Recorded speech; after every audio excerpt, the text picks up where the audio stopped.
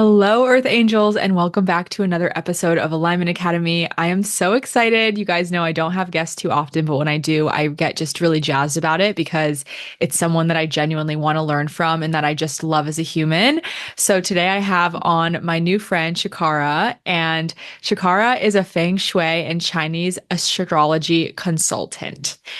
I know it's a mouthful and it's interesting because I got connected to Chikara from Gabrielle, which was on my podcast. She was the psychic astrologer that I brought on and that everyone loved that episode. And I know a lot of you had readings with her, which I'm so excited about. But I was like, do you have any friends that are podcast worthy? And she immediately mentioned Chikara, but it didn't feel like the exact right time. So I sat on it for a second and then I reached out to her and I was like, hey, I want to learn more about what you do. I've actually never dove into Chinese astrology or feng shui. I was like just excited to learn. And the thing is you guys have seen so many astrologers come on here, so many different modalities, but honestly, I've never dove into this. And so I have so many questions we're going to get into. She is so knowledgeable and I can't wait for you guys to hear like how she got into this and her story. So I'm going to shut up and without further ado, welcome Chikara to Alignment Academy. Hi, I'm so happy to be on. I'm really excited. I haven't done a podcast in a minute, so I'm really excited to dive right into it. Amazing. Well, why don't we just start at the very beginning? How did you even become a Feng Shui and Chinese astrology consultant? Okay, so it's really interesting because throughout my life, I kind of thought this was really normal just because I grew up in it. So, for background, basically how I got into it is that my dad, Richard Carpenter, he was studying Chinese astrology and Feng Shui from his master, who actually came from China. And he came to the US, specifically California, I believe, Monterey Park. And he set up a school. My dad was interested in it because his own father was in World War II as a Navy officer and he learned about it when he was on his trip to Japan and China. So my dad had always been interested from a young age, and then he started looking up places like throughout the LA area, and he found this his master. So he went and studied under him for around I think like 20, 30 years, and then he was the head instructor there actually, and taught for quite a few years. But then he ended up having some other endeavors. So he stopped teaching there in person, and now he's in his 70s and he's like, you know what, I still want to teach this to somebody. So he decided to teach it to me, which is I'm really grateful for. But not only that, what's really cool is that he's been practicing for his clients for over 20 years, like I said. And what's funny is he always, whatever he tells his clients to do or whatever, he always does it on himself first. He will not recommend something to you unless he's done it on himself or on his kids, which he practiced a lot of it on us. I have two older sisters, and he practiced a lot of his little tricks and experiments on us to see if it really worked. And then he would offer that advice to his clients. So I kind of got into it at a very, very young age. I remember when I was, I believe, 4 years old is when I first remembered my first experience with it. And it's because one of the things I know Kristen will probably mention is that one of the key things in Feng Shui is your headboard placement, because the belief is that you kind of get, based off your year of birth, you get a certain kind of energy based on the direction you sleep in. So everyone has very unique directions associated. I can dive into it more, but basically around your career, could be around your health, could be around, relationships, a lot of different things. So my dad, he wanted the best to support his children. So what he did is what's funny is the room that I'm in right now, this is my childhood bedroom. And what's interesting is actually the best room, energy wise, for scholarship and academics. So of course he was like, okay, I want you to grow up in this room, but I had two older sisters, right? So what he did is he actually made, typical bunk beds is like one on top of the other. But what's funny is he got my cousin, who's a carpenter, which is funny, like an actual legit like construction worker, and they built a custom like bunk bed in our room. And the custom bunk bed was tailored to our own academic directions. Stop. Yeah, it's crazy. Yeah. So mine, it wasn't like this. So my bed is this direction, but my bed was like, my head was in that, like this direction. My other sisters was in like that direction. And my other sisters was like complete opposite direction. So it was a trip. I don't know if I have a photo of it anymore, but it was really funny. But what's crazy is like, I had really good grades as a young kid, but what's really interesting, an example I can give is like my middle sister, she got really, really good grades. She graduated with honors. And then she was like, I don't want to sleep with my middle little sister anymore. I'm going to go into the other bedroom, which is notoriously bad for like academics, right? And then she ended up getting her first C's in her life, got a D, I think. It was crazy. And then she came right back to this room and started getting A's. And it's like, okay, is it placebo? I don't know. But that was all from the age of 4. And then throughout my life, like my dad would have some other remedies, such as like placing water in certain places for money. And all of a sudden, I literally kid you not, my dad put water in a certain place. He's like, if you put water in here, it's going to bring some money in abundance, right? And I'm like, 8. I'm like, I don't know what this means. But what's funny is he filled it up on a correct day and time, according to like Chinese Feng Shui. And I kid you not, we got on a knock on the door from one of our clients. And they're like, oh, by the way, like, I wanted to hand you this check. It was for an invoice that I forgot to pay you guys in person. And we're like literally knocked on the door like within a day or two. It was crazy. And it's like, Wow. yeah, just so many different things. So I grew up with it, but I didn't really And you start felt like it practicing. was like completely normal. Yeah, like I thought this was normal. My whole family was like, oh, this is normal, because we had just been surrounded by it. And, I feel like astrology and like feng shui, that kind of stuff, especially Western astrology, like didn't really, I feel like, get big until recently, right? Like the past 5, 6 years. So I'm talking about back in like '07, '06 when I was younger, I guess. But like back then it wasn't really talked about. So I kind of just kept it hidden to myself.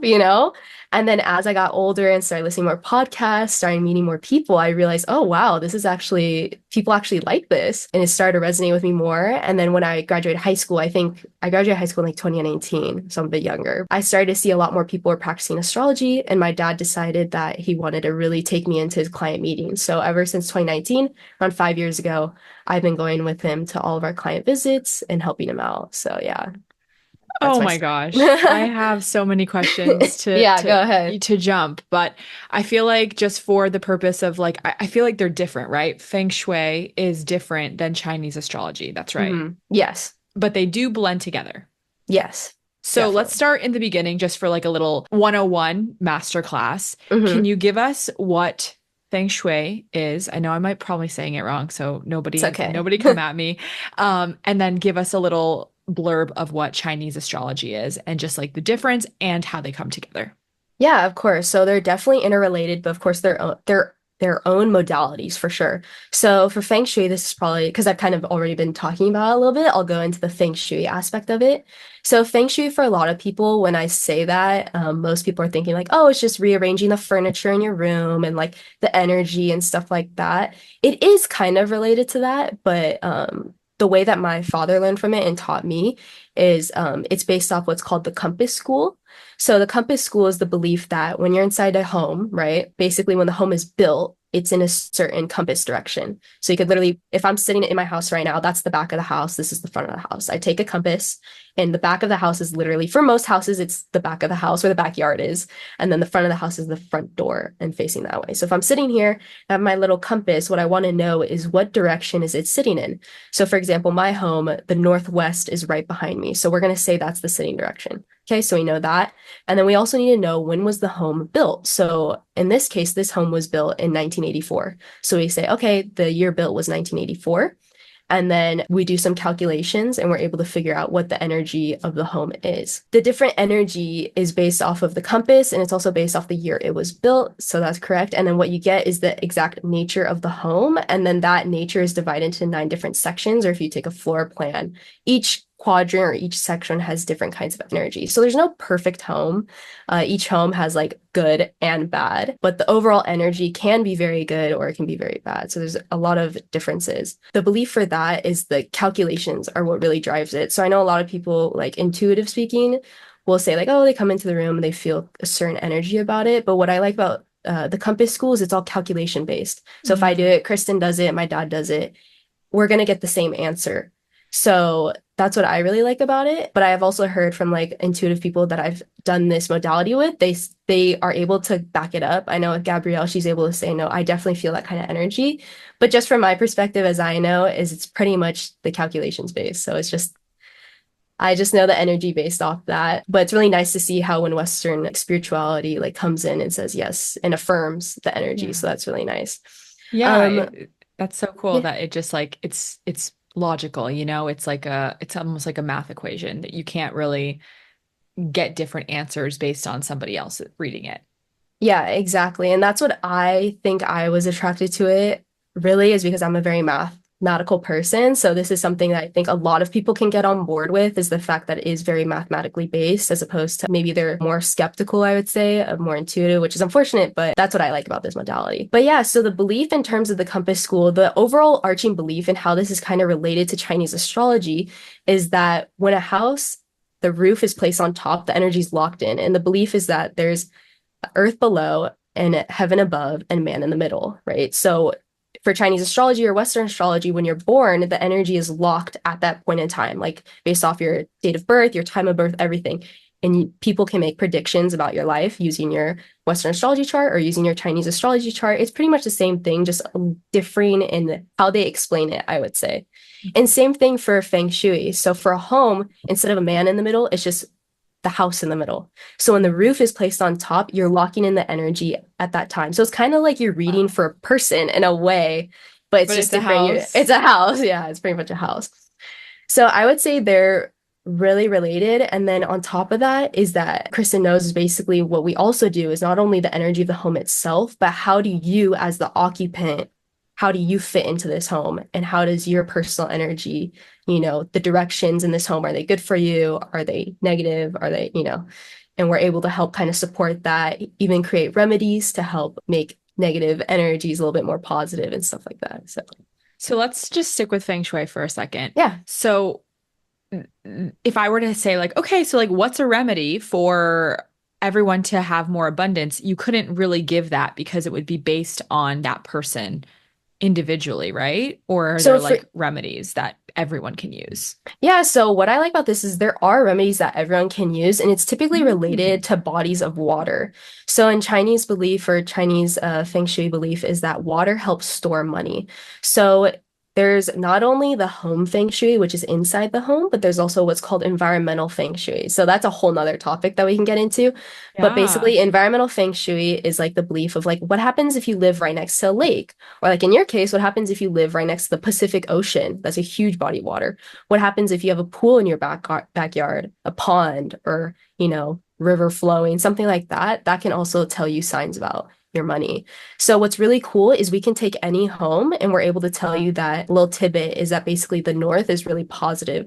So if you place water in the north, that's really positive for money for anybody. So it doesn't matter what year you're born, In the what time north of your house? yeah, so like basically it would be on the outside of the home in this case. So it would be like your home's on the outside and then in your backyard, if the north section is open, some people like our clients will say, oh, put a spa out there, like a little, above ground spa. And that's the belief is that it can help store money. But there's a lot of different things you can go deeper and deeper and deeper. But the biggest one I know for everybody, abundance, financial abundance that can help that we've seen is using bodies of water. And then personally, we were able to find that based on your money direction, there's actually a money direction based off your year of birth. We're able to give a little remedy for that, which it's pretty much the same for each person. It's just the directions are different. So even if I were to tell you right now, like, oh, this is the remedy, you would have to know what direction you need to put it in for it to truly work and take advantage of it. Got it. Today's episode is brought to you by Alignment Academy, the membership. I created this membership to offer a crazy affordable and safe space for you to heal your deepest wounds, build unshakable confidence, and activate your highest timeline. Imagine being surrounded by a community that truly gets you and not feeling freaking crazy or like you're knocked off your path by trigger after trigger after trigger. Because believe me, I've been there.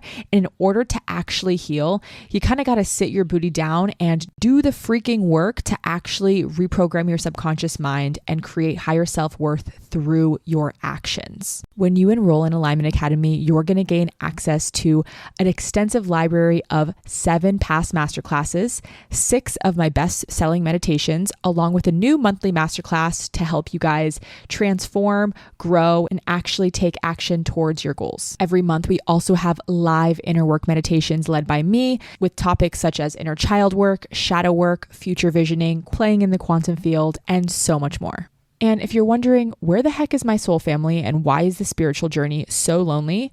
I'm telling you, they're inside of Alignment Academy. Everyone in there is truly a special frequency. We're all talking about Joe Dispenza meditations. We're talking about entrepreneurship, trailblazing our own path, healing our inner child wounds, shadow work, how to set empowering boundaries. It's such a high vibe conversation, and I can't wait for you to experience it yourself. If you were to buy a live coaching call with me, plus all the master classes, plus all the meditations just as one-off things, it would be over $5,000, and I'm offering this all to you for $77 per month. I am calling in people who are here for the long haul and really trying to do the healing work, but if you don't like it, you can cancel anytime. If you're interested in joining us, you can enroll with the link below, and I can't wait to see you inside. So let's go back to the lake, the pool, the ocean. I feel like people are going to want to know that because I'm even thinking, I'm like, okay, my mom has a lake behind her house. I have the ocean basically in front of my house. So let's get into it. What do they mean? Yeah, so what's really interesting is another layer that we can talk about is that based off the home, I should get deeper into it, is basically that there's four main kinds of homes, okay? So these are the four main types. The best of the best is called Wang Shang Wang Shui. This is good for people, good for money, meaning there's no remedies required of it, right? Then there's reverse bad for people and bad for money. Okay, that's not good. So you need to remedy that, right? So bad for people, bad for money. So the belief for bad for the reversed one is that you need to have a mountain in front, which is typically a home in front of the house, something that's above ground. And then behind it, behind the home, you need water. So to remedy the hard on money aspect for reversed homes, you want water in the back of the home. So depending on the energy of the home, that can also help remedy the money aspect. But even if it's Wang Shang Wang Shui, good for people, good for money, having water behind the home is very, very positive for money and storing it and helping make sure that you keep that money.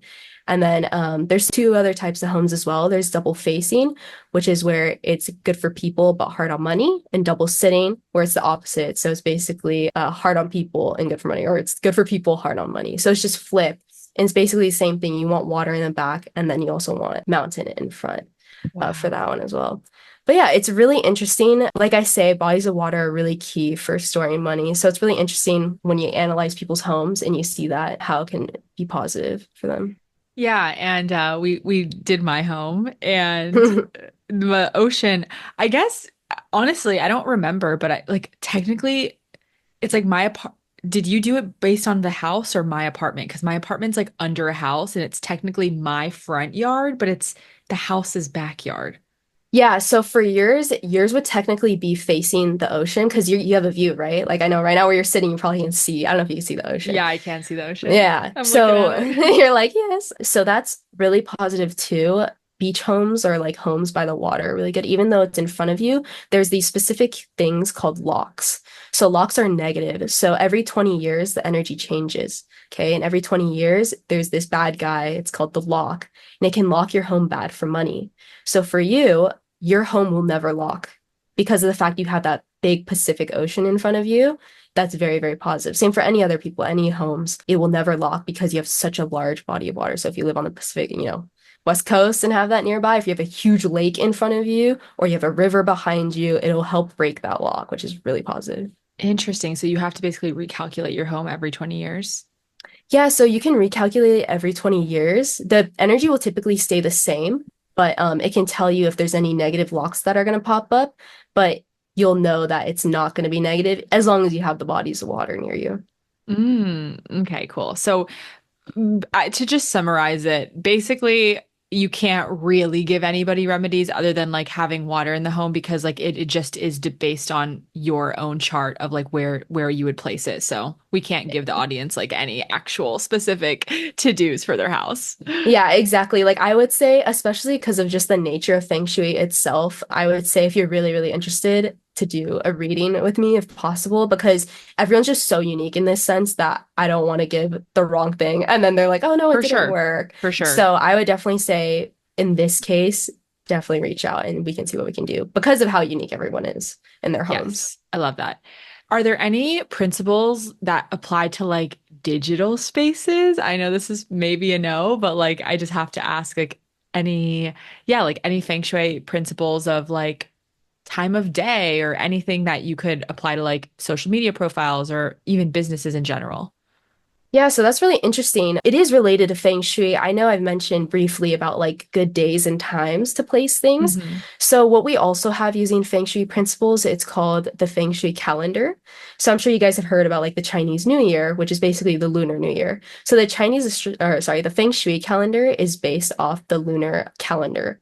So it goes off of, the The moon moon. cycles and phases. And there's a belief that there's 12 different kinds of days, and these 12 different kinds of days are good for certain things and they're not good for other things. So there's days that are for everybody that are good for contracts. There's days that are good for submitting application for school, submitting, closing a deal, asking people for more money, like raises, that kind of stuff. Or there's days that are not so good. That's like, hey, this is danger. Maybe don't sign a deal on this day, stuff like that, which is really Interesting. interesting. Yeah. So I have the chart for that tells you like these different kinds of days, and it also tells you the timing as well. So achieve days are notoriously good for doing the work, I would say. So, like you're saying, like, oh, what's a good day maybe to post something or maybe offer a new offering? I would say try and test it out, maybe doing a good achieve day or a good receive day and see kind of the feedback you get from that. I have the calendar. I am happy to share it with you if possible.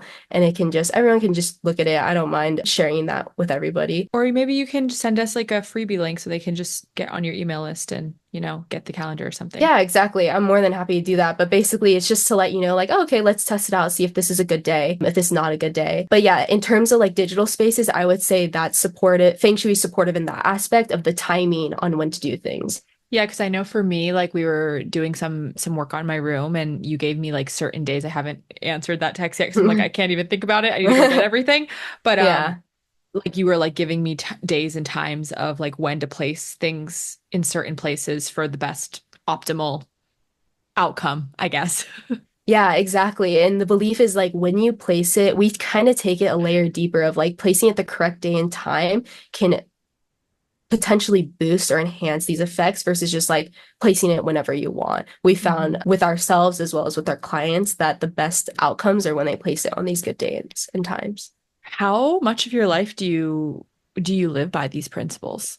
Oh, wow. I would say okay, this is really interesting because I would say because I've already set up my life to be supported by this. I don't do it daily, but I would say I definitely do live by these principles as much as possible. What's really cool, I'm sure you talk about like manifesting a lot, right? On your podcast. I'm sure people will love to hear this too, I hope. But my dream school was the University of Southern California, and I had been dying to go there, and I've known about this for my whole life. So I got rejected the first time.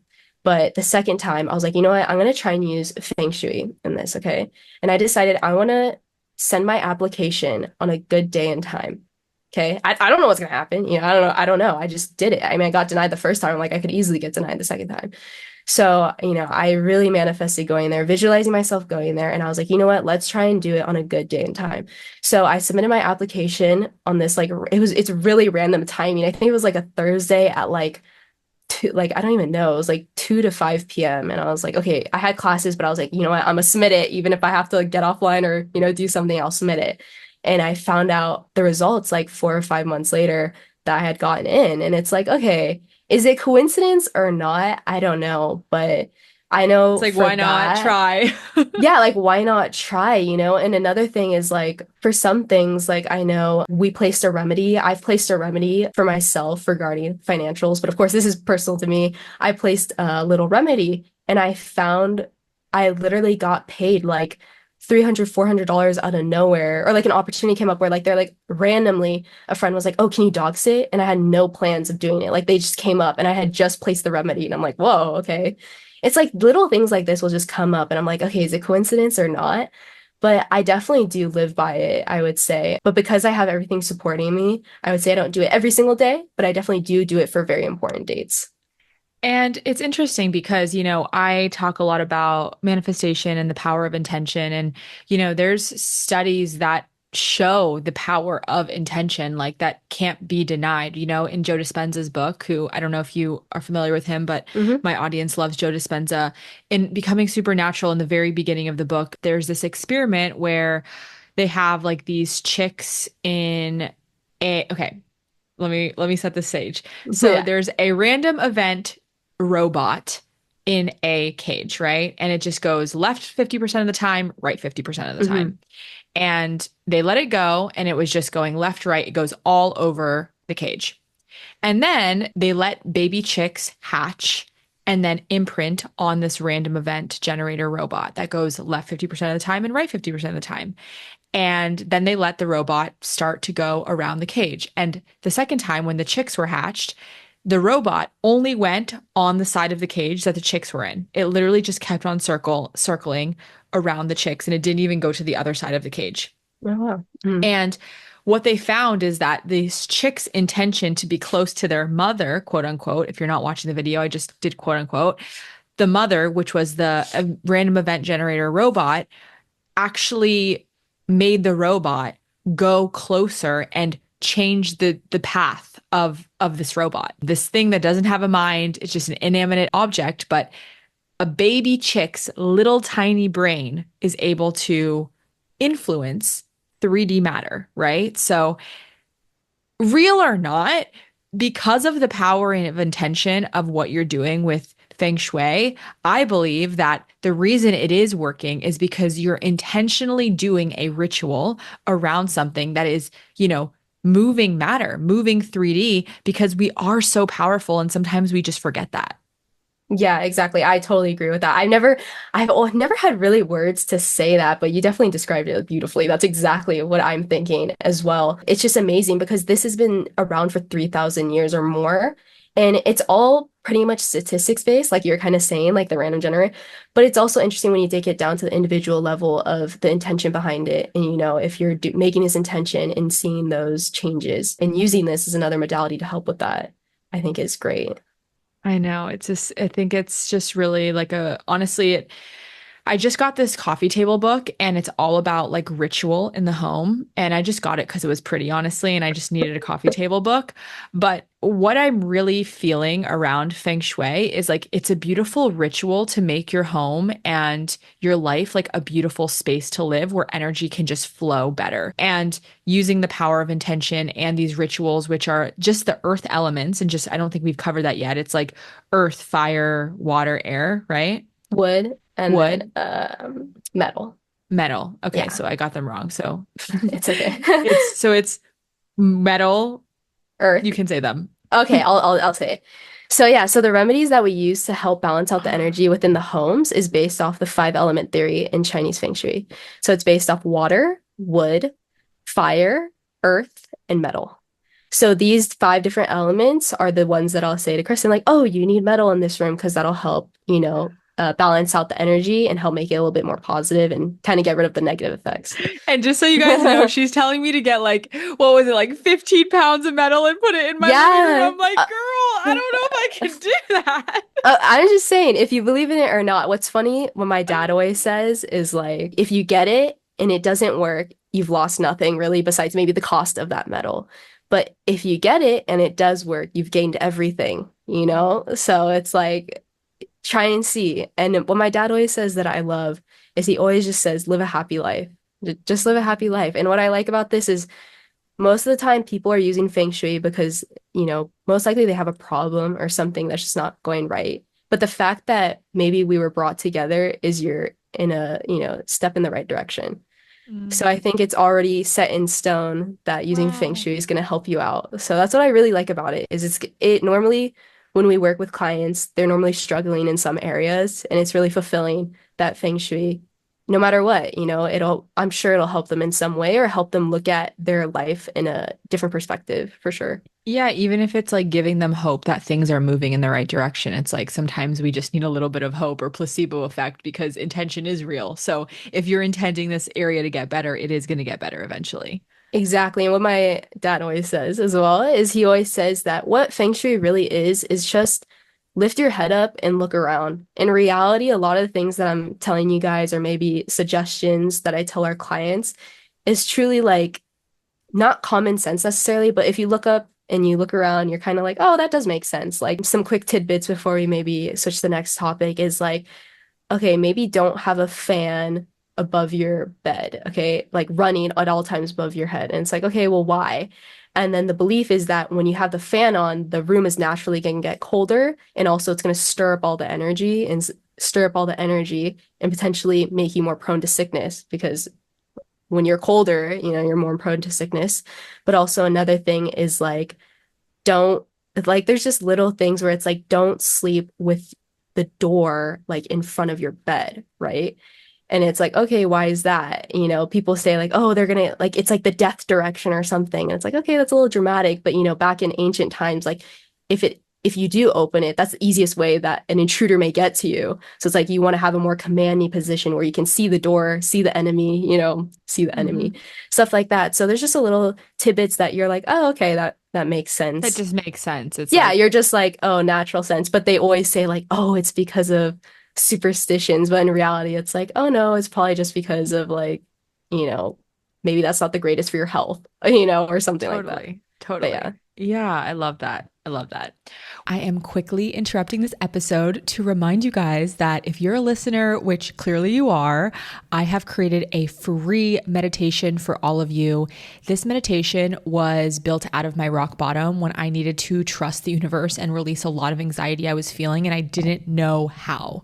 So I learned how to trust the universe, and I'm going to teach you how in this meditation. It's really practicing this feeling of being held and supported and remembering that you actually are held and supported by the universe in every single moment. All you have to do to get this meditation is to rate and review the podcast on whatever platform you're listening on, and then go ahead and head over to my podcast Instagram at Alignment Academy Podcast. Give it a follow and then message me on there with a screenshot of your rating or review, whatever platform you're listening on, and I will send you the meditation. Okay, now back to the episode. Well, let's switch gears to Chinese astrology. Yes. So, everyone I feel like that's listened to this podcast is probably familiar with Western astrology like me. So, let's talk about the difference between Western and Chinese, and you can just give a quick overview of what that is. Yeah, of course. So Chinese astrology, I really like. I found it very accurate in my life. But basically, what Chinese astrology is very similar to Western astrology. What's interesting is that Chinese astrology, again, is based off of the time you were born, the date you were born, and then also where you were born. And this allows us to create a chart. So it's a little bit different from the Western astrology charts that are kind of using the stars and like the different houses and stuff like that. But it's very similar. So we also use stars in our system. It's 114 stars that are, I believe they are based off of the actual stars in the sky, but the Chinese kind of broke it down into their own versions of what they are. So they're not quite the same. So if you look up one star, it's not really going to maybe exist like in the sky, but we use the same terminology of stars. There's 114 stars, and these 114 stars are laid out through a person's chart. And similar to Western astrology with the 12 houses, there's what's called the 12 palaces in Chinese astrology. And these 12 palaces are related to an area of your life. And these 114 stars are laid out based on your time of birth and date of birth. So everyone's chart is unique. Almost every single person's chart is unique, even twins. I know that's a big thing is like twins charts are completely different because they're born at a completely different time. So most everybody's charts are unique. But yeah, so there's these 114 stars and they all have a different kind of influence. So the stars numbered 1 through 14 have major influences. These are the ones that are going to impact or allow us to make predictions about your life. They have the greatest impact. And then the higher numbers, so like 15 through 144, typically around like number 50 is when the impact starts to lessen. So I would say typically numbers 1 through 50 have the most impact. And then the other ones are just less and less and less. But what we do as Chinese astrology like consultants is we look at where are those major stars in the major palaces of your chart. So for Kristen, when we did hers, basically we go over what's called, the first one is called your Ming. This is your basic personality, who you are as a person, and what kind of experiences you may tend to have being you. And then the next one we go over is your career. So what kind of experiences are you going to have in your career? What kind of career you're going to be in? What should you look out for and stuff like that. There's also money. What I really like is it tells you what kind of money luck are you going to have this year, or what kind of money luck are you going to have throughout your life.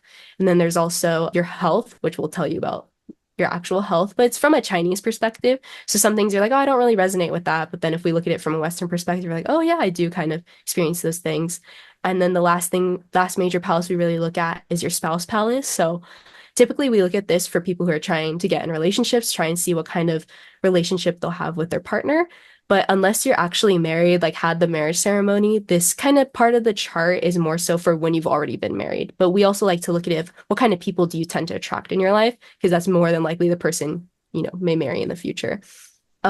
But on top of that, there's also the seven other palaces. The reasons we don't focus on those as much is because they're mainly related to other people. So, for example, there's like your siblings chart, there's your parents chart, there's your friends chart. There's all these different things where they have their own charts. So we got to really read their charts to kind of see what your relation is to them. So in order to get an Um, accurate read on those, you'd have to have the other person's chart.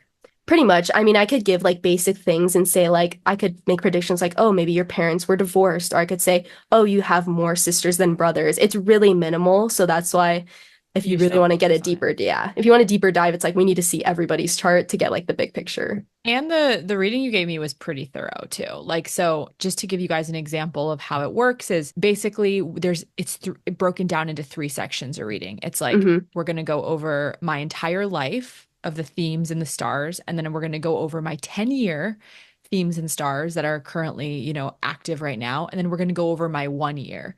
So that's like my immediate energies. And then so in those three areas, we go through the health, the career, the spouse, and I can kind of get a reading. And honestly, it was pretty accurate, I would say. Like we even went through things where she was like, yeah, like look, says like you're probably gonna you're spiritual and you might have a spiritual job. And I'm like, yeah, checks out.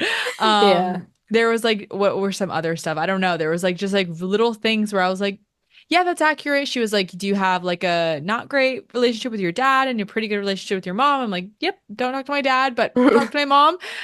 It's great. And she's like, yep, that's right there. So there's things that it's like, oh, this was literally just written in the stars. And I think that that helps you. I don't know. I think that for me, spirituality or whatever you want to like put this in the bucket of, like when you're looking into tools, I think that the reasons humans are curious is because we always want to understand why. Why is this happening to me? Why do I have to endure this? Is this like a fluke or is this on purpose? And I think that when you look at some of these things that are in your Chinese astrology chart, you're just like, oh, wow, these hardships that I had with my family or my dad or my career, like this is on purpose. It's literally written in the stars. My soul chose this, and it gives you this sense of peace of things are okay, right? And whether it's a false sense of peace or if it's not, I always say when you're going through hard times, like I love spirituality because it gives you fucking answers. Whether it's true or not, it gives you the sense of peace of I am taken care of, I am loved, and things are okay, even though my human ego doesn't feel like they're okay right now. Yeah, definitely. That's great examples. Um, but yeah, so just like piggybacking off of that is not only so like you introduce is that there's three different layers. There's your lifetime, your 10-year, and your 1 year. And the Mhm. things where I was really focused, especially in your chart and especially for anybody's chart, is when we start to see those stars are the same in different sections of the report. So for your lifetime, that's pretty much very general. I told Kristen it's like chucking a rock in a lake, it has a little bit of a ripple effect. But let's say you have the same exact stars in your 10 years. I'd be like, okay, Kristen, you're most likely probably going to experience these things within these 10 years. Or let's say it's in your 1 year chart. I'd be like, oh, I would not be surprised if you experience these things during this year. Kind of heightens the predictability of it a little bit more. And that happened to me. I think my lifetime was the same as my 1 year. Yeah. So it was like, oh, these are themes that are going to be coming up like this year. Or was it 10? I don't know. It was once something, but it was like themes that were just very prominent in my chart. Honestly, guys, it was super freaking accurate.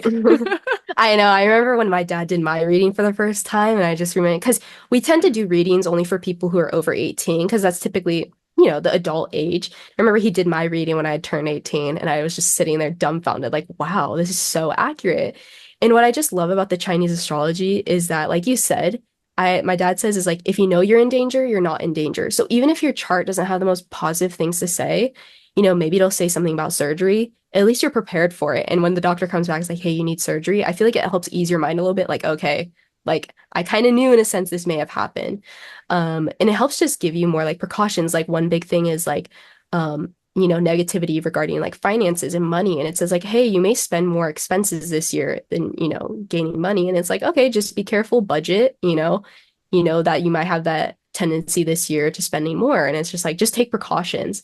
And I just really love it. It's been very helpful. And it's funny, like when some things happen to me and then I run back to my chart and I'm like, oh my gosh, it literally said it right there. In regards to health, like my dad's like, okay, if I share this.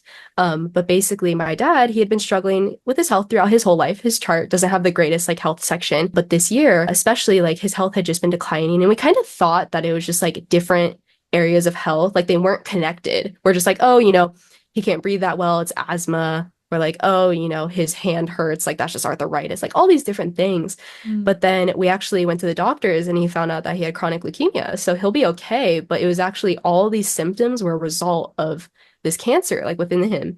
What's crazy is like in the chart for this year and this, you can't even get down to the month that he found out, it said like, you're going to have blood cancer, blood disease. And it was like, what? It's like, how can you even like, how does he even know these things? It's just crazy. And I don't know, it's really interesting. And now that he knows, we're very thankful he knows and he found out. So, we're using the Feng Shui within the home to kind of help support his health to make it a little bit better. So it's really nice to see, like, oh, wow, it can help you help predict things and help make things a little bit easier. That's such a crazy example. And I know you shared an example with me too about like your cousin needing surgery and then you looked at his chart and you were like, "Oh, yep, there was surgery in your chart this year." Yeah, exactly. It's just so crazy. And it's like, whoa, like how accurate it can be. And most of the time, it's going to be like 50-50, I feel like. But it's just interesting when it does hit because it's like, okay, is it coincidence or not? I don't know. But yeah, I feel like it's a really good thing to kind of just help you understand like where, your life is going to go maybe for this year or for the next 10 years and just see how you can be supported. And that's like how I said, how it aligns with the Feng Shui is like, okay, we know your health is maybe not going to be that great this year. Let's align your bed so it's in good health direction. Or, Mm. do some things like that. Or maybe money's not going to be so good. Let's try and implement some remedies there. So that's why I like how interconnected they both are. Yeah, and it sounds like when you use them like as a pair, it can just like really intensify the effects of them, which is so cool. I know me and you when we were chatting during my reading, like you were telling me about you live in LA and like you have a lot of clients. It kind of sounds like you guys have a lot of high level clients that are using Feng Shui. So can you talk a little bit about that? Obviously, you don't need to say names or anything, but do you find that people that are like extremely wealthy and like kind of are, at a very amazing financial level are using these tools. Oh yeah, for sure. It's really crazy because it kind of it we met our I'd say our best client, but one of our like longest clients right when I started with my dad. And it was a crazy coincidence. Basically, he was in trouble. He had a lawsuit against him and he was really struggling. Like nothing was going to work. He thought he was going to lose everything. And his really close friend was like, hey, I took this one Feng Shui Chinese astrology class like 20 years ago under this guy. My dad was the head instructor at the time. And he remembered my dad. And he was like, hey, give this guy a call. If you're really at the end of it, like just try and see. And we got connected with him and we helped out his room and helped out everything. And we said, hey, there's a remedy for lawsuits or gossip and backstabbing. And we're like, place this remedy at this time, at this day. And he's like, okay, whatever, I'll do it. I'll do it.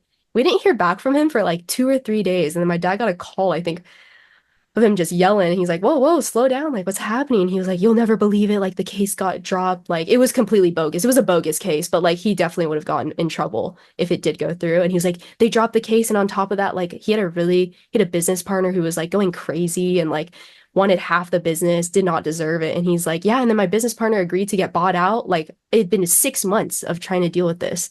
And then suddenly it just stopped. And ever since then, he's been a big proponent of us. I'm very grateful. And we've done readings for him on everything for his business, helping out like Wow. his stores, like, hey, is this a good section for his store? We're like, yes, go for it. And then we've also read his stores that he has before he met us. And we're like, oh, that's a very bad energy store. And then he's like, I'm losing millions on it. And I'm like, yeah, get out of it.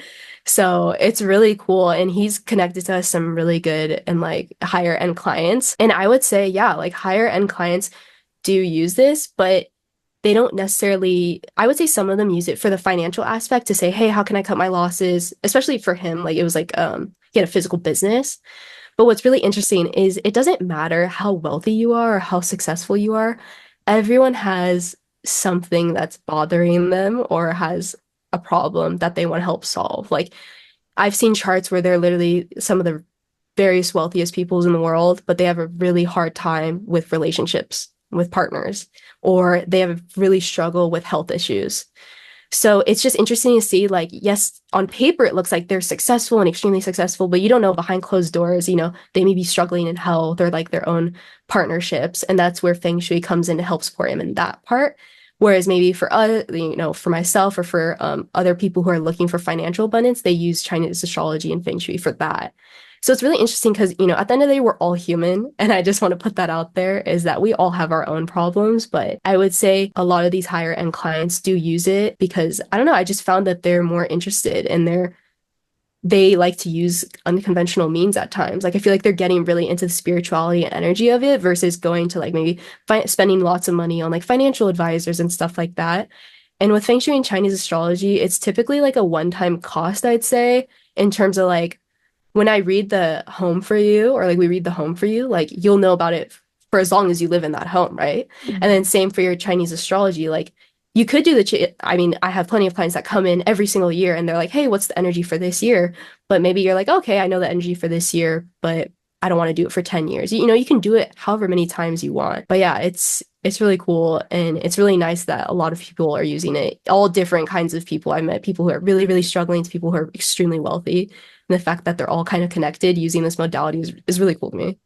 Yeah, and there's a couple things that I want to point out here is like one of the thing about we're all going through struggles. I think that this is such a big part of the human experience is there's never nothing, right? Like the point of the human experience is to continually solve the problems and realize, I think from a soul level that like, wait, it's actually just the point is to enjoy it because there's always going to be a problem to be solved. And I know something that you said to me when we were doing the reading was that like you're just like, yeah, Kristen, like there's very rarely just like an amazing chart. Everyone's struggling with something, and there's going to be good and bad parts to everyone's chart. So these negative parts of like yours, when it says this, like don't take it too seriously because it's just like it's going to balance out in another way. And I thought that was like a very interesting standpoint on it of just like there's probably not going to be one person with just like a perfect chart, you know? No, no, there's I don't never seen a perfect chart in my life.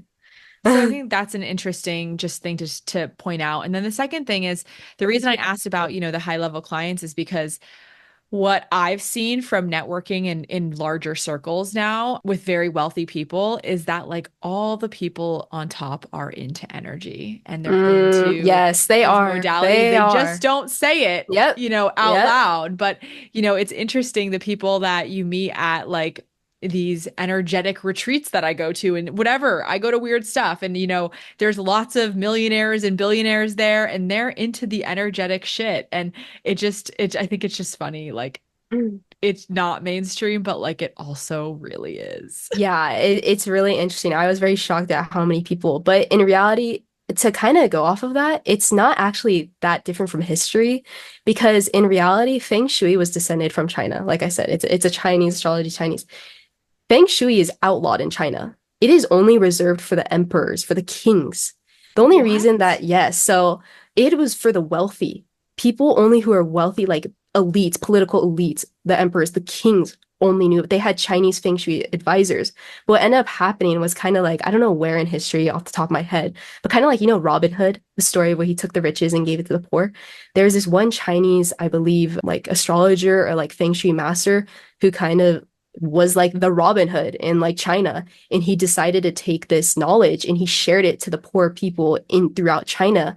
And it just blew up. And all these people became aware of it. And you can use it for crazy things, for war. You can use it for political gain.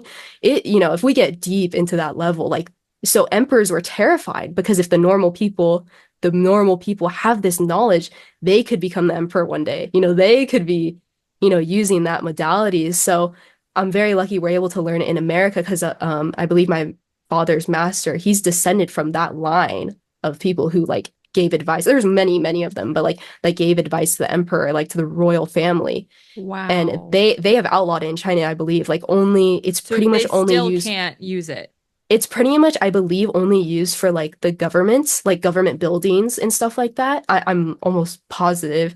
And it's almost pretty much strictly used for very wealthy people, like extremely wealthy clients, or they're in like the political nature, I believe. So the fact that it's being taught in America, and it's been taught in America for many, many years, but to take advantage of it, it's not necessarily outlawed in America. I'm not gonna, hopefully it does not get outlawed in America. But that's another thing. Like this modality has been used in ancient times for people in power to become emperors, queens, stuff like that. So the fact that the high level people we're talking about are using this is not that surprising.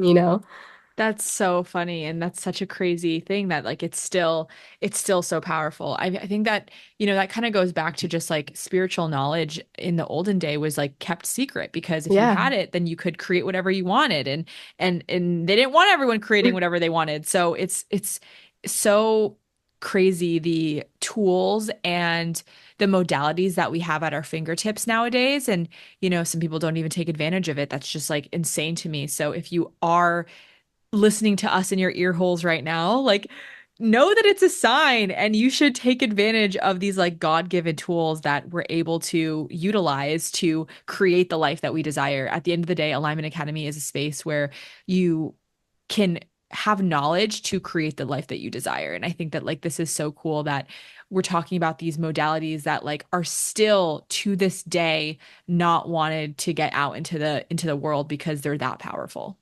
Yeah, exactly. It's crazy and I love it and I hope everyone else loves it too. Yay!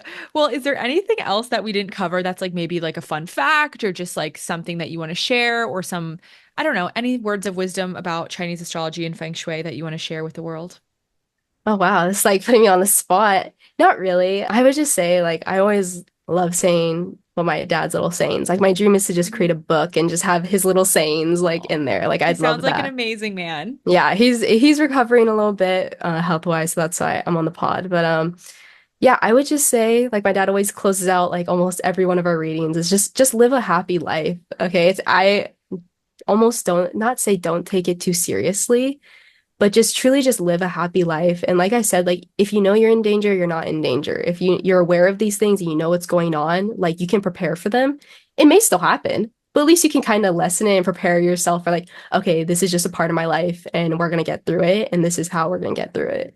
And Mm. yeah, I just really love that and it's amazing. Oh, I love this so much. Well, thank you so much for coming on the podcast. Where can people find you? Where can they book a reading with you? We'll obviously have this all linked below, but I would love for you to share it as well. Yeah, so right now we have an Instagram at Happy Feng Shui, HAPIFENGSHUI. I haven't been too active on it, but I'm gonna start being a little bit more active on it. But the best way that you can schedule a reading with us is actually on our website. It's actually linked in our Instagram bio, but also you can look up at, I believe it's www.happyfengshui.com and book a reading there. But yeah, thank you so much for having Amazing. me. Awesome. All right, guys. Well, I'll see you in another episode and hope you enjoyed this one. Bye.